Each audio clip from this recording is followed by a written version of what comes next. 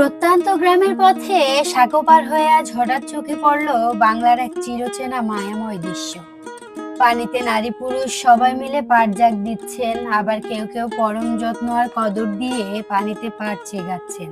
এই পাট শুধু একটি কৃষি পণ্য নয়, এ আমাদের বাংলার সোনালী আঁশ, আমাদের কৃষকের ঘাম, শ্রম আর ভালোবাসার প্রতিচ্ছবি। শহরের কোলাহল থেকে দূরে এসে এমন দৃশ্য দেখলে সত্যি মনটা ভালো হয়ে যায়। মনে হয় বাংলার আসল সৌন্দর্য হয়তো এই সহজ সরল মানুষগুলোর জীবনযাপনেই লুকিয়ে আছে। সাঁকোর উপর দাঁড়িয়ে কিছুক্ষণ দেখলাম সবাই নিজেদের কাজে ব্যস্ত, কারো মুখে ক্লান্তি, তবুও কাজের প্রতি আন্তরিকতার, মাটির প্রতি ভালোবাসা স্পষ্ট। এমন দৃশ্য শুধু চোখে দেখা নয়, হৃদয়ে ধারণ করার মতো। বাংলার মাটি, বাংলার মানুষ আর বাংলার সোনালী আঁশ, এই তিনের মিলনেই তো আমাদের শেখরের গল্প। দেখা হবে আবারও।